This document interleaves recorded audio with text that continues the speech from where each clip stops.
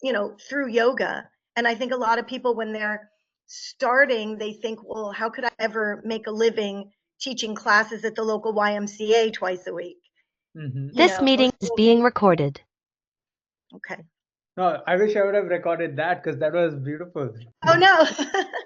I'm just saying, I think there's Yeah. room for an organization like yours to Mm-hmm. do that type of podcast, almost not the typical podcast that's talking about yoga and the chakras and let's talk about asana and that kind of thing. I'm talking about sort of the business of yoga and talking about, talking to studio owners or full-time teachers or people with their 500 hour that are doing corporate yoga, or people like me that run an online yoga school, or people who are, own studios or wellness centers. I think that there's might be space for something like that, and who better than you? Absolutely. Thanks. Just that's something that I've been thinking about is connecting with more people like yourself, studio owners, reaching out to all our members and starting to feature them. Start within our own community, and so yeah, absolutely. I completely agree.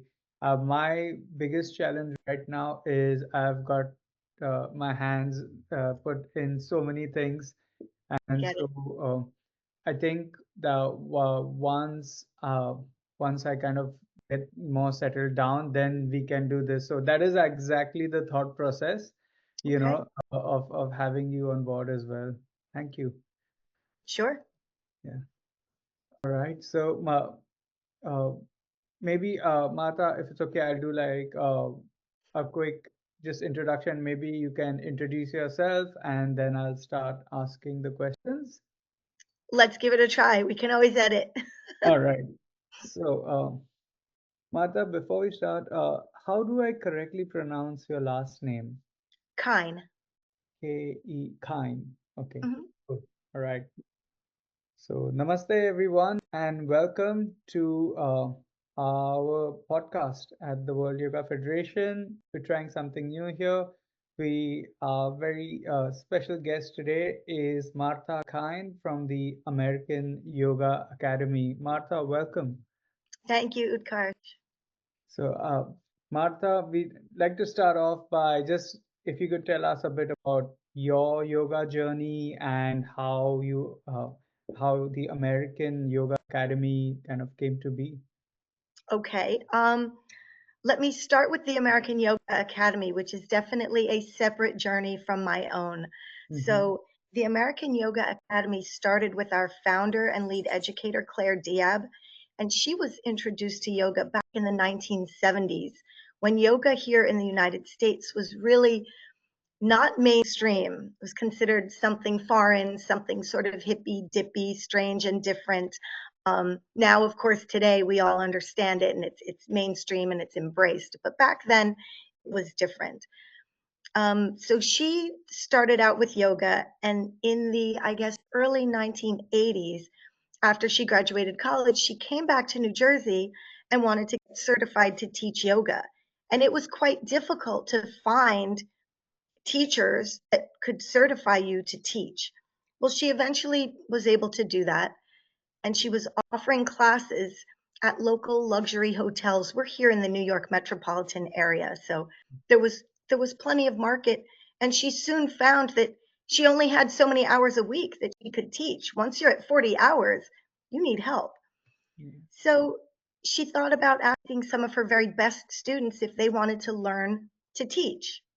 And that's how she started doing yoga teacher trainings. And now this is in the days before Yoga Alliance ever existed. So there were no standards. She was sort of, creating it as she went along. Ultimately, she ended up working with Deepak Chopra out, helping him. He only had 5 people on his team when he was beginning. And she helped set up his yoga teacher training out at the Chopra Center in California. And then ultimately, fast forward, she founded the American Yoga Academy. So it was a wonderful studio in Summit, New Jersey. We were training teachers, we were offering classes to the community, and we were also doing distance learning, one of the first.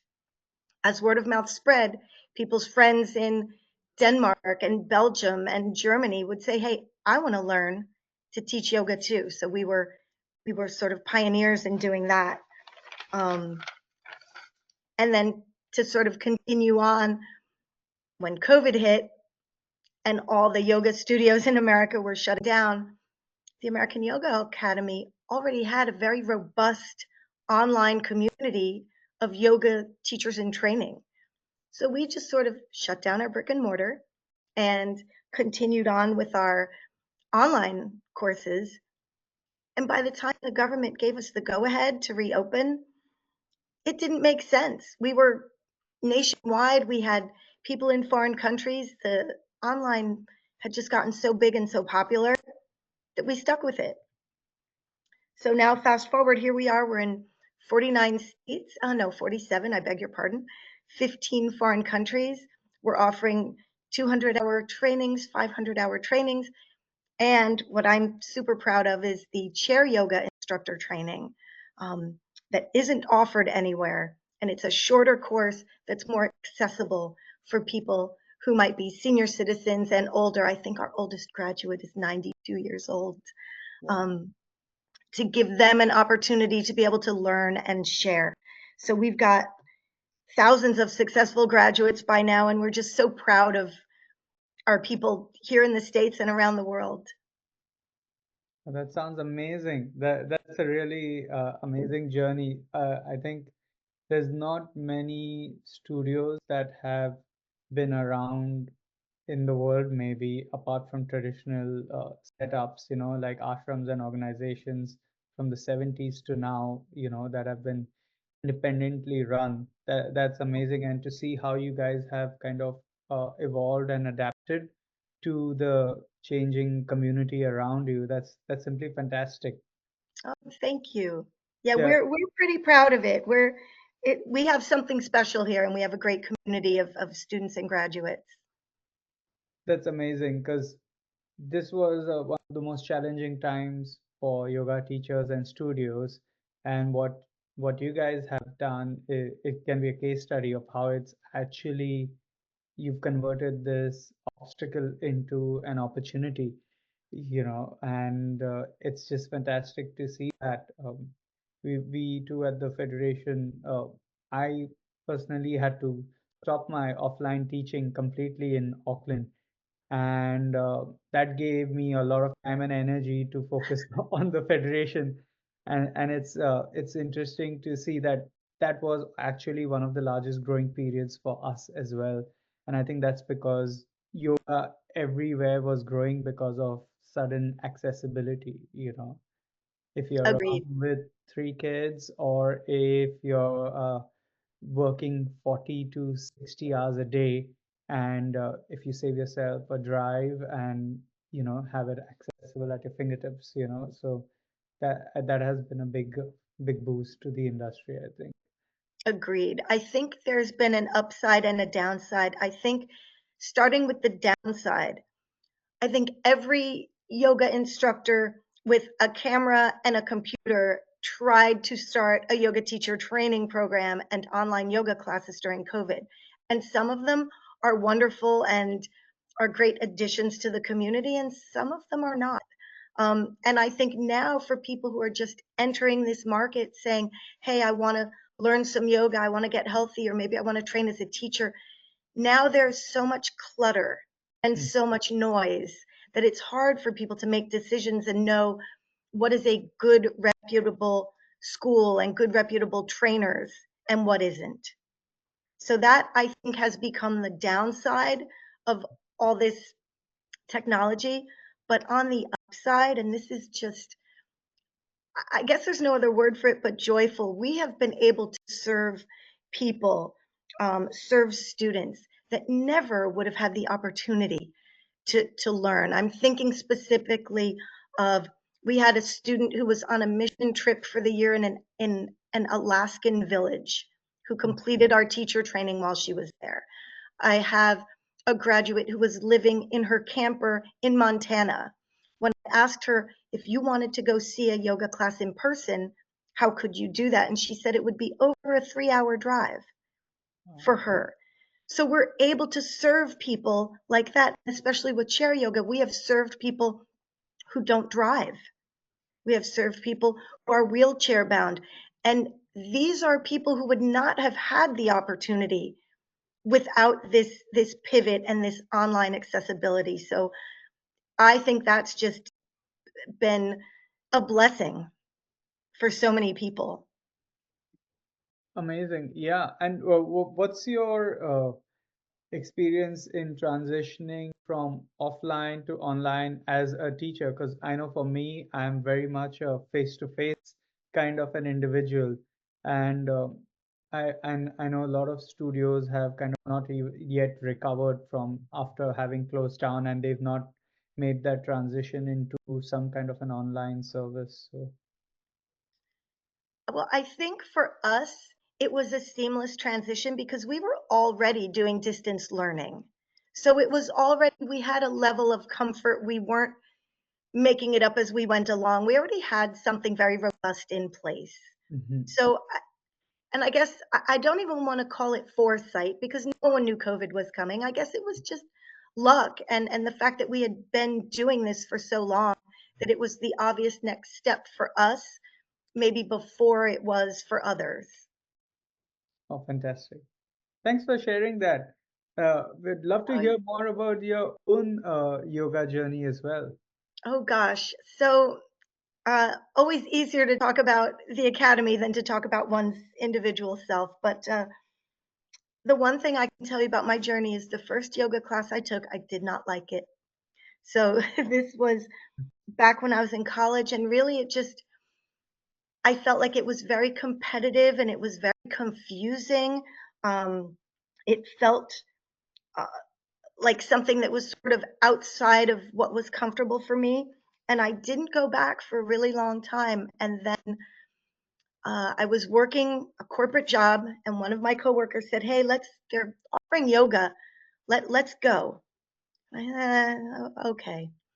And I went, and it was wonderful. It was absolutely fantastic. It was everything yoga should be. It was welcoming, it was accessible, it was relaxing, it was non-competitive. I felt wonderful afterwards.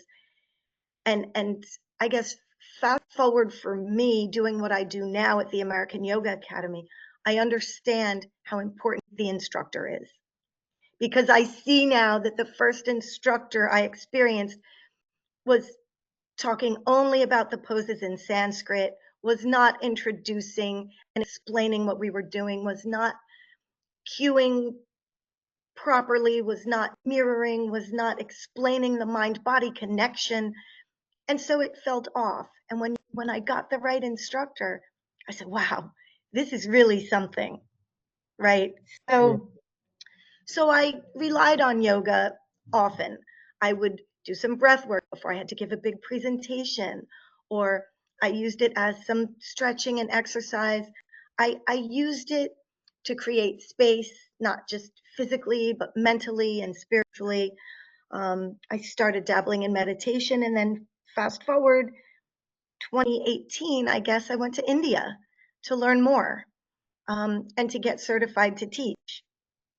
When I came back, that was when I sort of started with the Yoga Academy, the American Yoga Academy, and I was helping out there. I got 500 hours certified. I was helping with the yoga teacher trainings. And then ultimately, I took on the online portion of the trainings. So, when I reflect on these past number of years with the American Yoga Academy, for me, yoga became more of just a practice for me. It also ultimately became a career.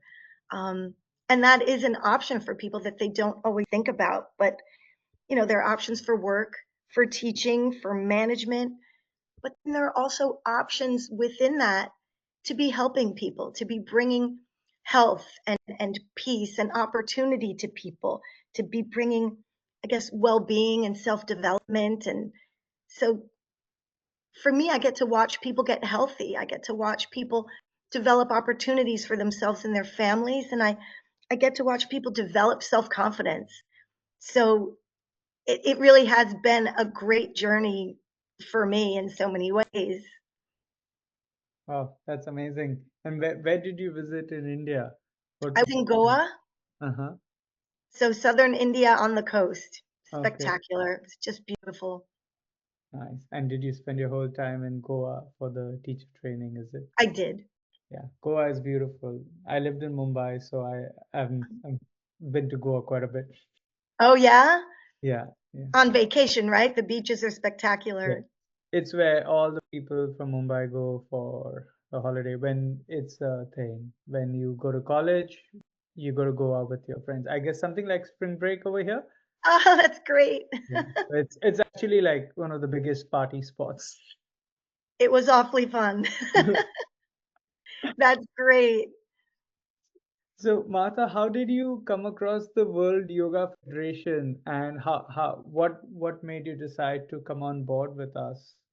Great question. So I had started to see online a little bit about the Federation, and I said, gosh, this is interesting. This is something new.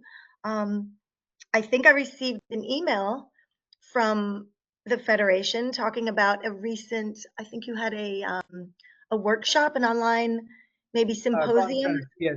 a conference, an online conference that unfortunately I was not able to attend. Um, but but I wanted to learn a little bit more. Mhm. So when I investigated, I realized that this was based in India, which I really really liked. Um, pardon me. And I love the idea of sort of a like-minded community of people. I know Yoga Alliance is out there, but they're sort of a different story. They've grown very big. Um, Possibly a little bit cumbersome. I know that if you call them, you can't make a phone call. You've got to make an appointment to make a phone call. So it seems like it's a larger organization that I feel a little bit detached from, even though we're probably among the first members. I mean, we've supported them and been on their roster since the mid 1990s, late 1990s. Um, but I definitely loved that the World Yoga Federation was really getting back to the roots of yoga, a like-minded community based in India. And what I really liked, two things that I really liked: ease of membership. Um, it's a one-time membership fee, and then you're part of the group. You don't have to ask every year, "Hey, can I come back? Hey, what do I need to pay?" And I love that it gives our students and graduates an opportunity to to either choose Yoga Alliance or the World Yoga Federation, but also to have both because there is a difference. Um, I love that they can get their diploma certified by an organization in India. It lends a lot of credibility to the hard work that they put in over here to be able to graduate. Um, and I also love how, this is kind of a bonus, but how friendly and pleasant it is to work with the World Yoga Federation. I don't feel like I'm just a number. I feel like I'm Martha at the American Yoga Academy, and I can call up and I can have this relationship between the Federation and the Academy and myself as an instructor. So I want to be able to offer that for our graduates as well. Oh, wonderful. Thank you for that feedback. That is kind of our core approach, is we don't want to be the governing body. We want to be partners in the community because so in I don't know if I shared this with you when we spoke before, but uh, the reason that we were founded in the first place is that people in India, Swamis and very senior masters, started approaching our founder, Swami Vidyanand, saying that they're going to Europe and other Western nations, and for purposes of insurance and other uh, technicalities, visa, people are asking for certificates. So, where does a monk get a certificate for being a monk from? So, so then, and they said, of course, you can't, it has to be a independent organization. And so that's kind of when Swamiji started. He said, "Oh, you need a piece of paper that says that you're a yogi. I can make that piece of paper for you." Perfect. and then a lot of people started asking for that, and then we saw an opportunity to become this community which we're trying to be now. So it's an interesting journey even for me because I met Swamiji, who ended up being my guru, to get a certificate because my cousin called me to New York to teach at a hospital, and he said, "Do you have a certificate?" And I'm like, "I trained in the Guru Shishya Parampara. We don't give certificate for that kind of Right. stuff." And so he said, if you can get a piece of paper that shows that you're a yoga teacher, then we can make this happen. Uh, and Love that. so and so that's how I reached out to Swamiji, and I had some concerns, about like, how can you certify? You're not even based in India, and all of those things. And then he calmly answered all my questions, and in the end, just told me that, oh, by the way, you're talking to my name is Swami Vidyanand, and I'm the founder of this organization. And so that's when it struck me that this person is so accessible because, as you know, in India we generally revere swamis and regard them very highly, and there's always kind of a wall generally between such individuals.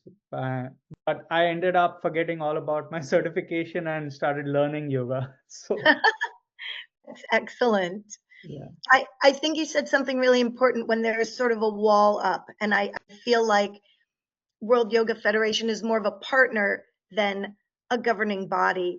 And if we talk about governing body, it's funny when prospective students call and they ask about Yoga Alliance, I explain to them they're not a governing body.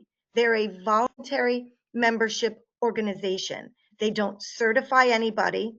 Mhm. They just they have a set of standards that they would like you to abide by, and they would like you to pay for your membership every year and do continuing education. And when I think about myself as a registered yoga teacher, right, or an experienced registered yoga teacher 500 and a continuing education provider, if I don't pay every single year, my those certifications expire, those designations expire. And I think about a lot of our graduates who sometimes someone has a health concern and doesn't want to recertify that year, I guess, renew their membership. It's not a certification over there. Um, or someone needs to take a year off, or someone has financial difficulties. And I'm thinking, well, if you were if you were registered as a yogi yesterday and now you didn't pay today, why are you now no longer a yogi? It doesn't seem fair or almost honest. I mean, you either are or you're not. It's sort of like when you receive a high school diploma or a college diploma, you don't need to pay every year to keep it active. You earned that diploma, Yes, right? absolutely. That is exactly the reason, and yoga is, uh, I know there is a lot of nuance to it, but at the very basic level, we at the Federation feel that yoga is something that's accessible in the sense anybody can become a yoga teacher, Mhm. because it's not doesn't need to be that complicated. Right. In India, we have seen so many communities where there's been a yoga teacher who's been coming and just serving the community a few days a week Mhm. for a group, and then they stop coming, or some days they aren't able to make it, and someone from the group put their hand up saying, "I remember the sequence. I can lead the class." And Absolutely. and I know so many people who started like that and ended up teaching for 20 plus years, Oh, you know, wow. and through that, so but they haven't been through a teacher training, Right. but they have engaged with yoga for 20 years and through their practice, and in India, you're lucky in the sense that it's everywhere. Especially the spiritual aspects, Mhm. it's kind of interwoven into the culture, and so you kind of get a lot of the philosophy and other things just by being in that atmosphere. So Right. yeah. Right. I definitely think that there are different ways to enter as a teacher, and it doesn't always have to be the same way, and it doesn't always have to comply with, I guess, standards that were set up by random bodies such as Yoga Alliance. Now, I've said a couple things that maybe aren't favorable towards Yoga Alliance, but I want to add that they're a great institution. Mhm. They serve a wonderful purpose. They bring people in the community together. They have opportunities for people to do continuing education, for people to learn about diversity, equity, and inclusion. Um, they have wonderful deals for yogis to get discounts on gear or what. So they really do serve a wonderful purpose. But again, just like in the rest of the world, one size doesn't always fit all. So where Yoga Alliance may be serving a vast majority of the yoga community, there may be people who won't feel served by them and would like other options, or maybe want to be served by all and would like to be Yes. members at both organizations. So I think that they definitely serve a great purpose, but like any other product on the market, they may not be for everyone.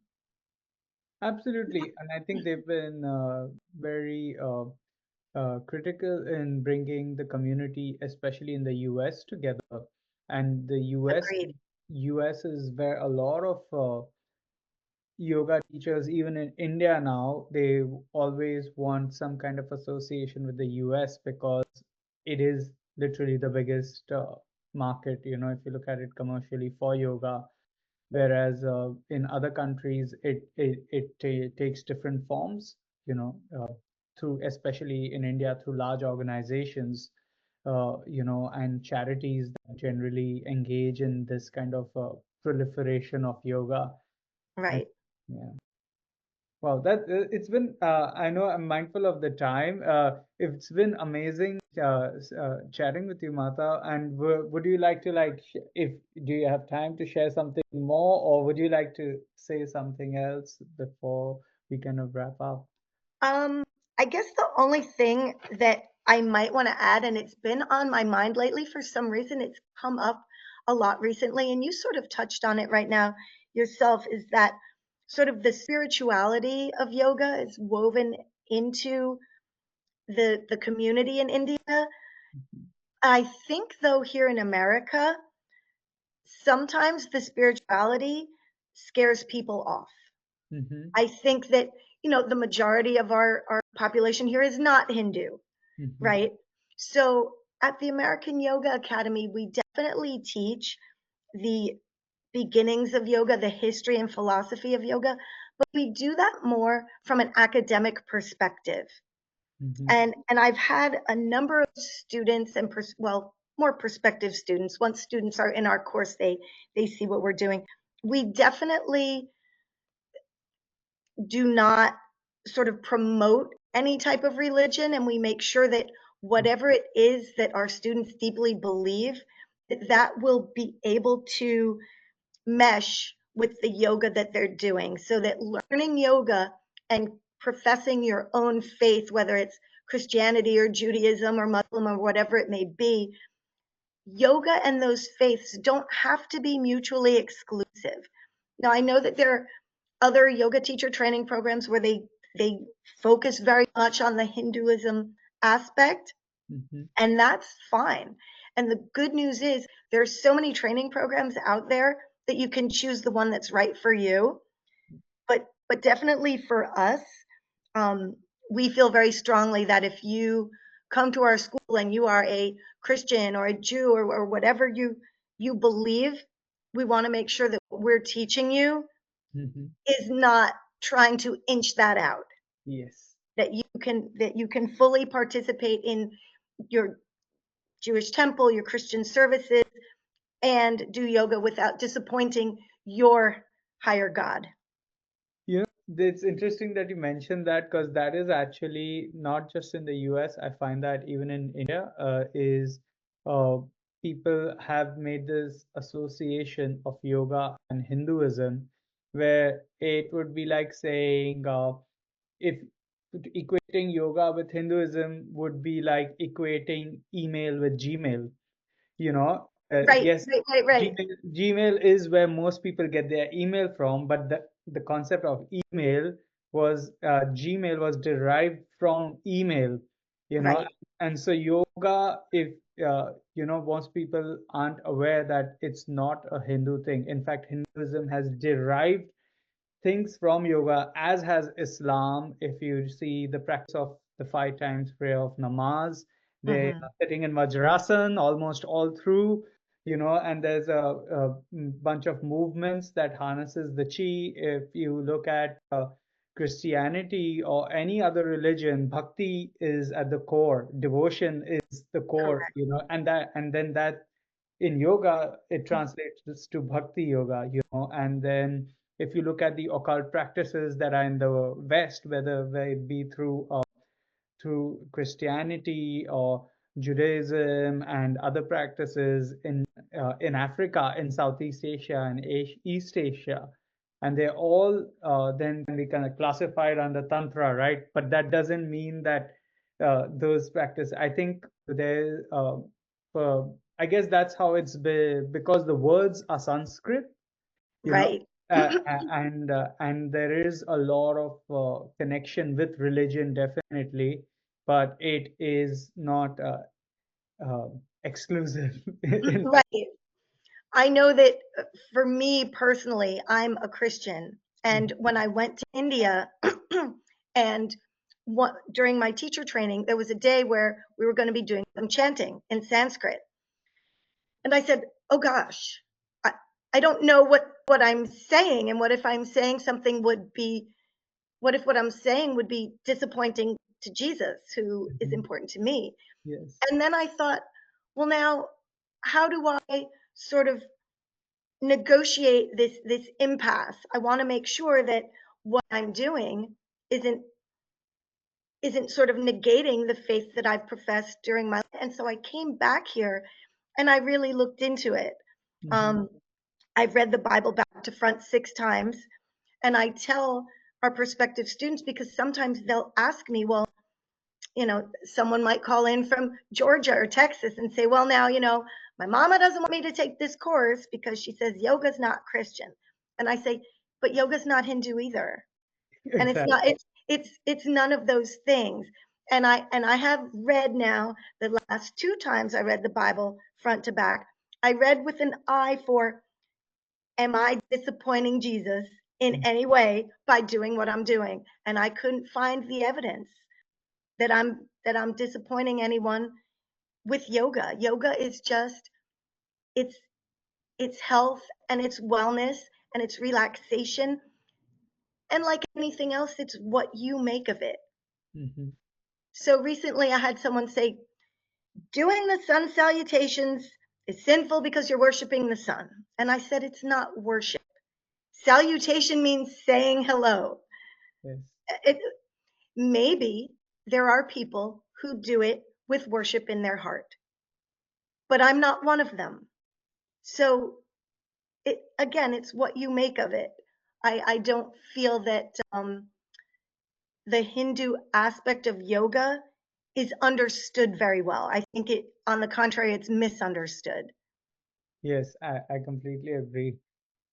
And I think over through these podcasts and through more conferences and dialogue, one of our objectives is going to be to share people how it is accessible, like you mentioned about mantras. It's a sound, it's a frequency, it's a vibration that Right, does something to you. And I've had this question the, asked to me by students saying, what does this mantra mean, and in India, I would not even answer. I would say, okay, why don't you chant it and then you tell me what it means, right, or how you feel after it, and then I would explain but I realized after moving to the West, that people need that explanation sometimes upfront to be clear, because that this is not uh, kind of creeping into their core beliefs or trying to right, convert them into something else. right. It's That just it's not worship, that it's yes, just a yes, mantra. yes, yes. Yeah, I think it's important that that people understand that again as yoga becomes more and more mainstream. Hmm. We want people to to feel that it can be for them and that they can access these benefits and this healthy lifestyle without compromising their own. Yes. Yeah. Beautiful. So it was so nice talking to you, Mata. It's really been Thank an you, enjoyable Akash. conversation, both this one and the ones we had on the phone. Even, I must thank you. The questions you asked in the emails has helped me develop responses that I'm gonna now post on our website because I think they're questions that a lot of people might have, but they don't necessarily reach out and ask. So thank Right. you for that. Oh, you're welcome. Okay, happy Thanksgiving, and hope you and your family have a fantastic year ahead. Thank you. You too. And I'd if you have any other questions from the aspect of the federation that I as a studio owner or business owner or yoga teacher can help with, I'm here and I'd love to. You can always bounce ideas off me if you'd like. Wonderful. Thank you so much. You're very welcome. Thank you.